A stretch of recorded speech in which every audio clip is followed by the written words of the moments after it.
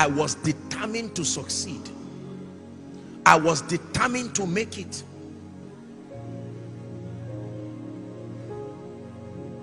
Today, my mother, my parents are both alive, they are aged.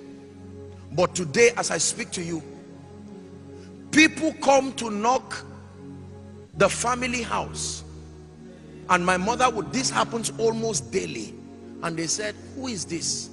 Are you Apostle's mother? Yes. Thank you for giving birth to him. Please open your gate, we have a gift for you. Where are you coming from? It does not matter, mama.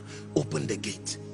I told my mother her assignment was to give birth to me, and since she gave birth to me, her assignment is done. My mother would call me crying on phone and say, what is this? I say, but you paid the price. When I was crying, you told me to come to pass. This is it. If my mother coughs today, I will buy her a pharmacy, not a drug. Pharmacy. Let me tell you this, please hear me. Hear me. There were times when I came to some of the campgrounds in your area here as nobody, quietly smuggled myself and came to cry and pray. Rejoice not over me, my enemies. Please hear me. Rejoice not over me, my enemies. The people you admire today are the ones that will call you sir tomorrow. Just be patient. It's the law of process. Hallelujah. There was a year in my life I was happy to go and buy a car. I said, at least now let me be able to get a car that I will be happy. I think that was 2000 and was it 2000 and was it 2 or 12? I can't remember which one now. To get a car, I negotiated a nice car with my money I wanted to buy, and God asked me and said, son, what are you doing here? I said, God, I've saved some money, I want to buy a car. And he said, leave this place now. I am able to give you a car. I went back and I said, God, what is all this one now? You mean I can't drive a good car because you called me? It was process. Process. Process. If I have to buy a car today, it's a choice, because he has been more than faithful. More than faithful. There's no point talking about some of these things, but it is true. Is God speaking to you? I came to inspire you. We are going to pray. This is my last session with you, and I want you to receive something that will turn your life around.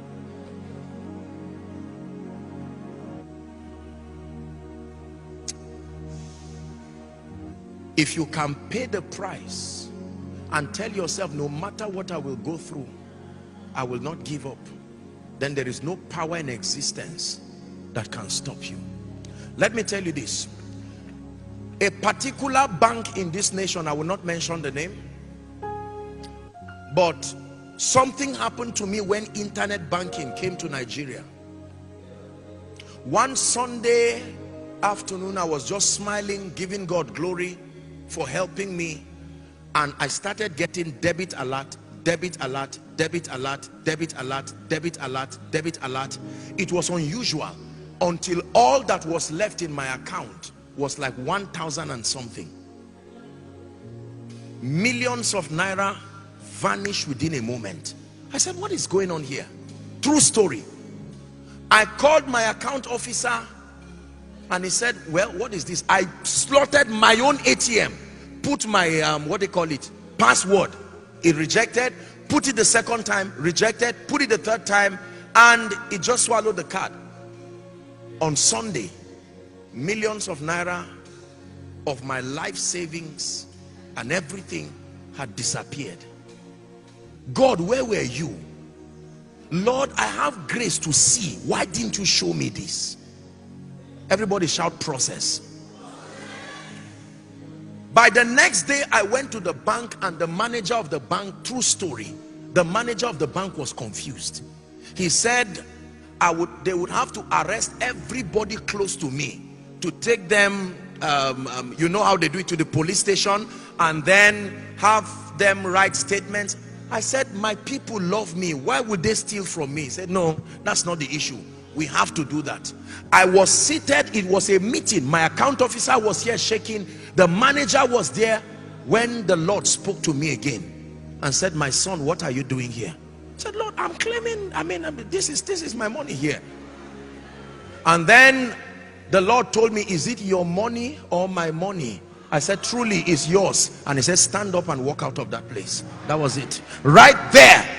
Right when I tell you I've given God everything, it's not a joke, it's not a song, it's not a sermon. You sing, take everything, God will test it until everything truly leaves him.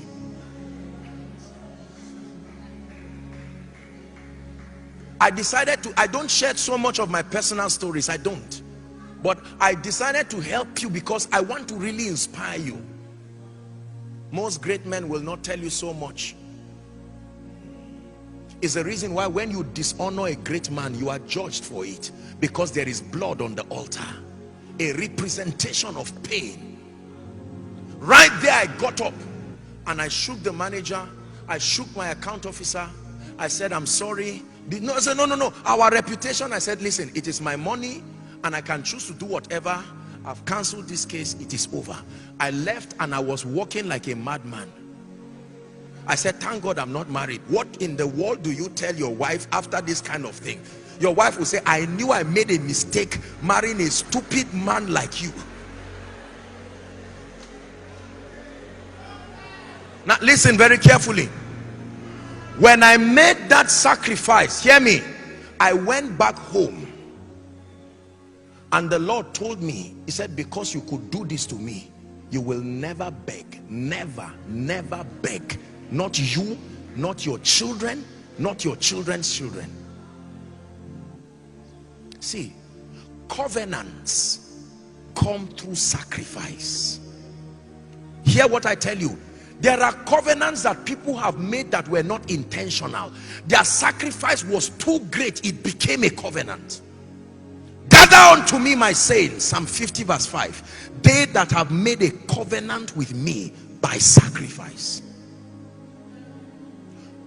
Yesterday when I was in Papa Iya Deboye's prayer room and I had the opportunity to pray there alone, I looked at the prayer room and I said, a man's sacrifice made God to vow that if you call upon me here, you will answer. When I lay down and I was praying, I said, Lord, this great general and father of faith. And then all that I was seeing was sacrifice. Sacrifice. When I entered into this campground and I was looking around, I was not seeing buildings, I was seeing sacrifice. You will never be great if convenience is what drives you.